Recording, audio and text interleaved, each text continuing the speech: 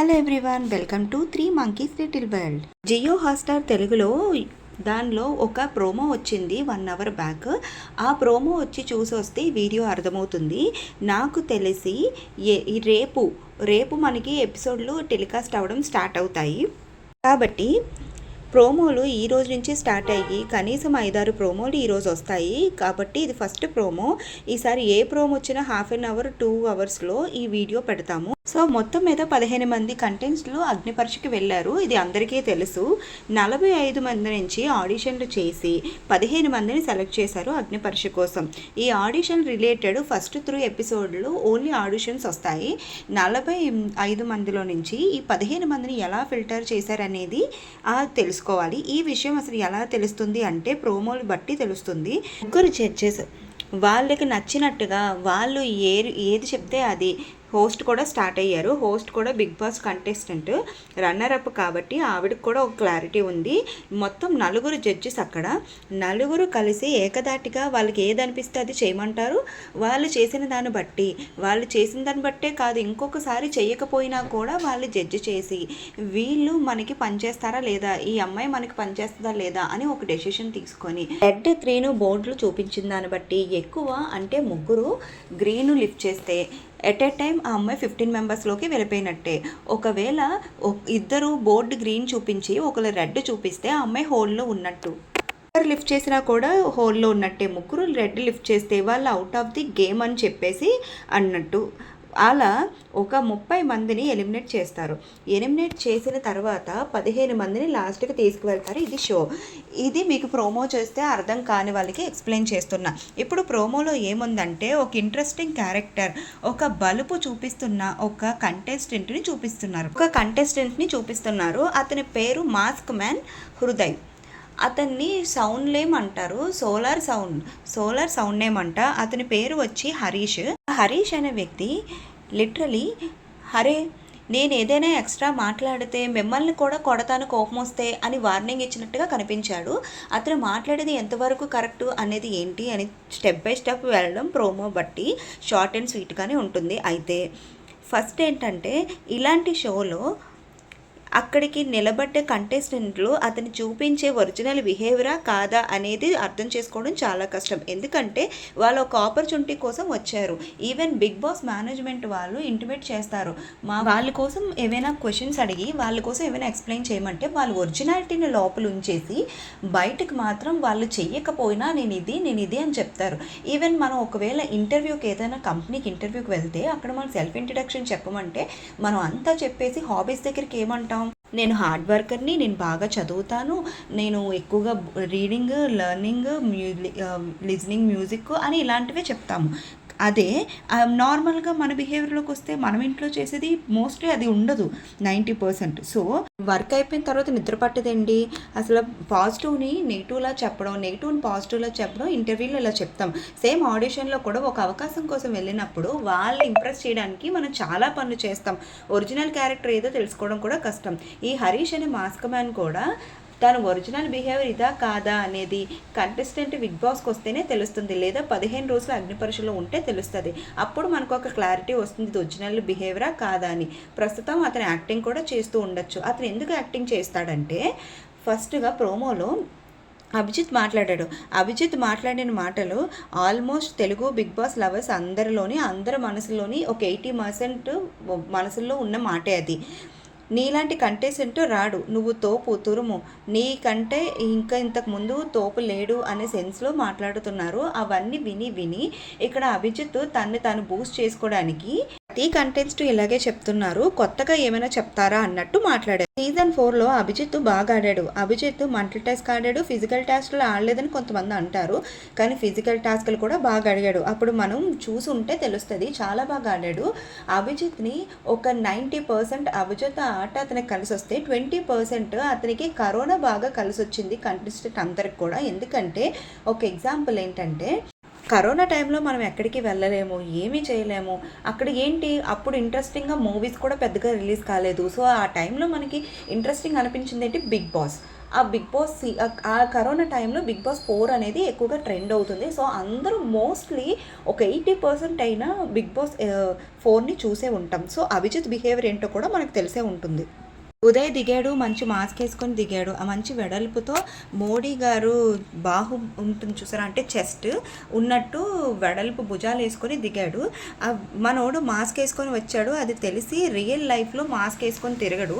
ఎందుకంటే ఇక్కడ ఒక యూనిక్ బిహేవియర్ కనిపించడానికి సెలెక్ట్ చేసే ఛాన్స్ ఉంది కాబట్టి అలా అలా చేస్తారని అతను ఊహించి ఉండొచ్చు. సో అతను అలా బిహేవ్ చేయొచ్చు. ఆడిషన్ వరకే కాబట్టి హౌస్లోకి వెళ్ళిన తర్వాత తన ఒరిజినాలిటీ తను చూపించుకోవచ్చు. ఛాన్స్ రావడం కోసం ఏదైనా చేయొచ్చు, లేదా తను ప్రూవ్ చేసుకోవడం కోసం అందరిలో యూనిక్గా కనిపిస్తే తను త్వరగా సెలెక్ట్ చేస్తారని ఒక ఉద్దేశం మీద కూడా ఆయన ఇలా చేసి ఉండొచ్చు. తన నేమ్ చెప్పాడు, స్కిన్ నేమ్ వచ్చి హరీష్, తన సోల్ నేమ్ వచ్చేసరికి ఉదయ్ మానవ్ అని చెప్పాడు. యాక్చువల్గా ఇది కూడా నాకు తెలిసి ఇది షో కోసం ఒక స్టెప్ వేసి చెప్పినట్టు అనిపించింది. షోలో చూస్తేనే ఇది మనకు ముందు తెలుస్తుంది. ముందు దానికి ఏం చెప్పాడనేది కొంతవరకు తెలిసింది ఏంటంటే, మా నోడికి పేరు హరీష్ అనేది నిజం, ఉదయ్ మానవ్ అనేది ఇప్పటికిప్పుడు పెట్టుకుని వచ్చే పేరా లేదా ముందు పెట్టుకున్నాడా లేదా అనేది ఆయనే చెప్పాలి. హరీష్ ఈయన రియల్గా ఎలా ఉంటాడా, ఇక్కడ ఫ్రేమ్ చేసుకొని వచ్చాడా అనేది మనకి తెలీదు. ఈ షోలో 10 రోజులు ఉంటాడు కాబట్టి తెలుస్తుంది. ఆ షోని మన హృదయ మానవ్ అని చెప్పిన తర్వాత, హృదయ మానవ్ అంటే మీనింగ్ ఏంటంటే, మనోడు చెప్పిన మీనింగ్ ఏంటంటే హృదయం ఉన్న మనిషి అని. అంటే హృదయం ఉన్న మనిషి అన్నది ఆ గేమ్ ఆడిన తర్వాత అక్కడ బిహేవ్ చేసే ప్రస్తావన బట్టి ఆయనది అసలు నిజంగా ఆ పేరు వర్త్ అవుతుందా లేదా అనేది ముందు చూడాలి. ఈ సీజన్ మొత్తం మీద ఈ అగ్ని పరీక్షలో ఎక్కడ కూడా జడ్జెస్ని ఇలాంటి మాటలు తప్పు పట్టడానికి మనసు రావట్లేదు. ఎందుకంటే వాళ్ళు చేసేదే వాంటెడ్గా, వాళ్ళు ఏంటి అని తెలుసుకోవడం కోసమే జడ్జి చేస్తారు.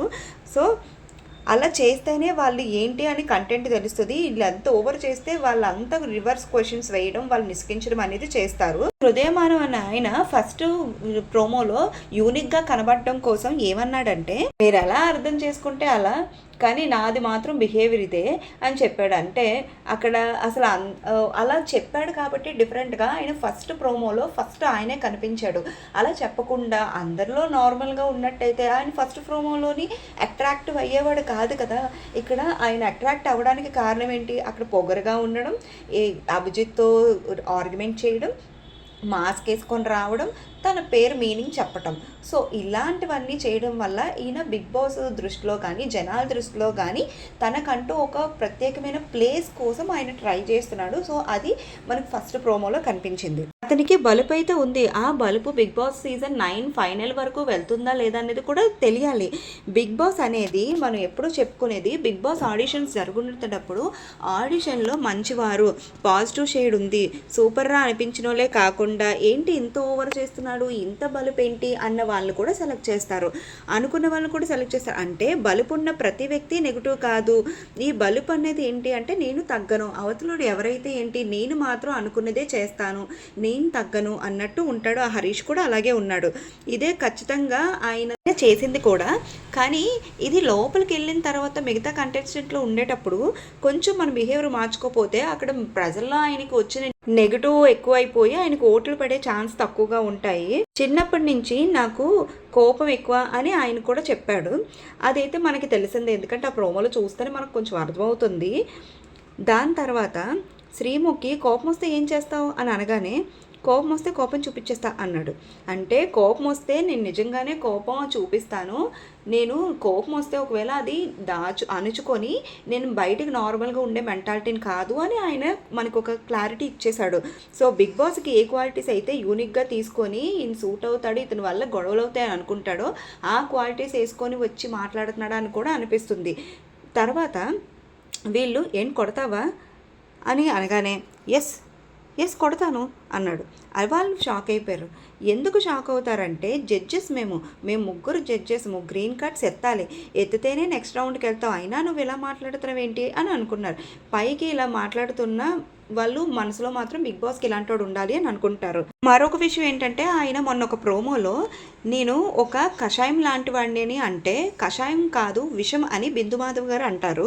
ఎందుకంటే ఇతనే కషాయం అనుకుంటే నీ మాటలు చూసిన తర్వాత నువ్వు కషాయం కంటే ఎక్కువ విషం లాంటి వాడివి మాధవి అని డైరెక్ట్గా బిందు మాధవి గారు అన్న తర్వాత ఆ స్టేట్మెంట్ విని పెద్ద స్టేట్మెంట్ ఏదో అని ఉంటాడు, అందుకే ఆ ప్రోమో అలా వచ్చింది. తర్వాత హరీష్ ఏమన్నారంటే ఇది వెరీ బ్యాడ్. బిందు మాధవ్ గారు అనగానే హరీష్ బిగ్ బాస్ హౌస్కి ఫ్రెండ్షిప్ కోసం వస్తారు అనే మాట స్టార్ట్ చేశాడు. అప్పుడు అభిజిత్ ఫ్రెండ్షిప్ చేయకూడదా అంటే, ఫ్రెండ్షిప్ చేస్తే ఫ్రెండ్కి ఇస్తావా కప్ తీసుకెళ్ళి అని ఇవన్నీ కూడా జడ్జెస్ అన్నదానికి మొత్తం త్రూ అవుట్ కామెంట్ చేసిన దానికి జడ్జెస్ ఏదైతే మాట్లాడుతున్నారో దానికి ఈయన డిఫరెంట్గా అంటే ఆపోజిట్ వేలో ఇప్పుడు వాళ్ళు పాజిటివ్గా మాట్లాడితే నెగిటివ్గా మాట్లాడడం అలా జడ్జెస్కి సమాధానం ఇస్తున్నాడు. సో ఈయన జడ్జెస్ మాటలే పట్టించుకోలేదంటే లోపలికి వెళ్ళిన తర్వాత కంటెస్టెంట్ని ఏం పట్టించుకుంటాడు? అసలు ఏం పట్టించుకోవడం అనేది ఉండదు కదా. నేను తగ్గను, నువ్వేదన్నా నేను తగ్గను, నేనే నెగ్గాలి అనే సిచ్యువేషన్లో వీడు ఉన్నాడు. ఒక పర్సనే ఉండాలి ఇక్కడ అంటే ఒక ఇద్దరు ముగ్గురు ఉంటే చిరాకు వస్తుంది బిగ్ బాస్లో. ఇలాంటి కంటెంట్లు ఒక్కలే ఉండాలి అనే క్వాలిటీ ఉంది అని చూపించుకోవడానికి ఆర్గ్యుమెంట్ చేయడానికి ఈయన ఉండొచ్చు. ఇది ఒరిజినల్ క్యారెక్టర్ అయి ఉండొచ్చు కూడా మేబీ, కానీ తెచ్చిపెట్టుకున్న క్యారెక్టర్ కూడా అయి ఉండొచ్చు. ఎందుకంటే ఈ సీజన్లో గెలవడానికి ఆయన ప్రత్యేకంగా కనిపించడానికి. అభిజిత్ ఫ్రెండ్షిప్ కోసం ఎందుకు ఉండకూడదు అంటే ఫ్రెండ్షిప్కి కప్పిస్తావా అని అంటే దట్స్ బిందు మాధవ్ గారు దానికి that's very bad. If you don't want to give me chance that's fine, okay, don't decide my character అని అన్నాడు. అంటే ఇది చాలా మంచి మాట. ఎందుకంటే నువ్వు నాకు ఛాన్స్ ఇవ్వకపోయినా పర్వాలేదు కానీ నా బిహేవియర్ని మాత్రం నువ్వు జడ్జ్ చేయకు అని చెప్పేసి నా క్యారెక్టర్ ఇదే అని అన్నాడు. ఎందుకంటే ఇలా మాట్లాడితేనే ఇప్పుడు ఏమవుతుంది, ఒక్కొక్కసారి ఇదంతా నెగిటివ్ వచ్చినా కూడా పాజిటివ్ అయిపోతుంది. ఏంట్రా మనల్ని అంటున్నాడు అని అనుకున్నా వారు షో గురించి ఆలోచిస్తారు కానీ ఈడేదో నన్ను అన్నాడు, ఈవిడేదో నన్ను అన్నది అని జడ్జెస్ ఆలోచించరు. షోలో ఇంత సెట్ అవుతాడా లేదా అనేది మాత్రం షోలో సెట్ అవుతే తీసేసుకుందాం అని మాత్రమే ఆలోచిస్తారు. హరీష్ ఏమన్నాడంటే ఫ్యూ మినిట్స్లో జడ్జ్ అని చెప్పగానే మీరేమో దేవుళ్ళ అని అన్నాడు. అంటే వాళ్ళకి తనకి ఏదైనా టాస్క్లో జడ్జ్ చేసినంత మాత్రాన మీరు దేవుళ్ళు కాదు కదా, జడ్జెస్ ఎలా ఉంటారు, యూనిక్గా ఉంటేనే సెలెక్ట్ చేస్తారనే మీనింగ్ ఉత్తమ ప్రసాద్ అన్న ఒక అతను లాస్ట్ ప్రోమోల్లో కాళ్ళ మీద పడి సార్ బిగ్ బాస్ అని చెప్పేసి ఆయన బ్రతిలాడుకొని దండం పెట్టుకుంటాడు. అతను రిజెక్ట్ చేశారు. ఇతను బిగ్ బాస్ జడ్జెస్నే నోటుకొచ్చినట్టు మాట్లాడాడు, ఇతన్ని సెలెక్ట్ చేశారు. అక్కడ తెలియాల్సింది ఏంటంటే వాళ్ళు బిగ్ బాస్కి సూట్ అయ్యే క్యారెక్టర్ ఆ మైండ్ సెట్ వీళ్ళలో ఉంటే తీసుకుంటారు జడ్జెస్. ఇతనిలో అది ఉందో లేదు అనేది వీళ్ళకి అర్థమైంది. ఆ ఆర్గ్యుమెంట్ స్కిల్స్ ఈయన దగ్గర ఉన్నాయి కాబట్టి ఈయన సెలెక్ట్ చేశారు. ఈవెన్ లాస్ట్ మాట కూడా బాగుంది. మీరు 10 మినిట్స్లో నన్ను ఎలా జడ్జ్ చేయగలరు, నా ఆర్ట్ని జడ్జ్ చేయగలరు కానీ నా క్యారెక్టర్ని జడ్జ్ చేయలేరు కదా అని మాట మాట్లాడాడు. ఈ ఆర్గ్యుమెంటర్లో ప్రాపర్గా ఈయన్ని జడ్జ్ చేయలేము, అది మాత్రం ఆయన మాట్లాడింది కరెక్టే. కానీ ఆ బలుపు కనిపిస్తుంది చూస్తారా, అతనికి ప్లస్ అయ్యేటట్టే ఉంది. యాజ్ ఆఫ్ నో ఈ 1 ఎపిసోడ్కి మాత్రం తర్వాత ఎలా ఉంటుందని మాత్రం తెలియదు. ఆ తర్వాత ఇది అయిపోయాక మనోడు ఏమన్నాడంటే మనోడు గురించి కొన్ని మాటలు చెప్పుకుందాం మనం తెలుసుకునే వీడియో ముందు. ఈయన జాబ్ చేస్తున్నాడంట, తర్వాత చిన్న యాక్సిడెంట్ ఏదో జరిగింది, ఈ మధ్య బయటికి రాకుండా ఉన్నాడంట. ఈ సీజన్ రిలేటెడ్ ముందు పెద్దగా బయటికి రాకుండా 4 గోళ్ల మధ్య ఉంటున్నాడు అనే మాటలు ఎపిసోడ్లో పక్కన అలా వాడుకున్నాడంట. అలా తన ఏజ్ 35 to 36 అలా మధ్య ఉండొచ్చంట. అతని ఫోటో కూడా కొన్ని ఇన్స్టాగ్రామ్లో వాటిలో చూసాము. అతను చాలా యూనిక్గా ఉన్నారంటే ఎంత యూనిక్గా అంటే మీరు ఏమైనా అనుకుని నేను అన్నదే రైట్ అనే మాట మీదే స్టాండ్ అయి ఉంటున్నారంట. అంటే ఒక్కసారి విందాము అని పక్కోల మాటని ఆలోచించుకోవట్లేదంట. అందుకు ఇంతే పదునైన మాటలు మనలోనే కాకుండా టాస్క్ వస్తే ఆ టాస్క్ని నేను చేయను మన వల్ల కాదు అనే సెన్స్లో లేకుండా అది ఏదైనా టాస్క్ ఇస్తే ప్రాణం పోయినా పర్లేదు అని చేస్తాననే సెన్స్లో ఉన్నాడంట. తన వంతు తన ప్రయత్నం చేస్తున్నాడు. టాస్క్లో ఏదైనా సరే ముందు ఉండేటట్టు ప్లాన్ చేసుకుని ఇది ఈ విధంగా జరిగింది. ఇంకా మనం ఏమన్నది అసలు ఈ ఫస్ట్ ఎపిసోడ్ వస్తే కానీ తెలీదు. రేపు వస్తుంది. రేపు వచ్చిన తర్వాత వెంటనే నేను వీడియో చేస్తాను. మా వీడియో మీకు నచ్చినట్టయితే please like and subscribe, hit the bell icon. ఇది న్యూ ఛానల్ అండి, ప్లీజ్ సబ్స్క్రైబ్.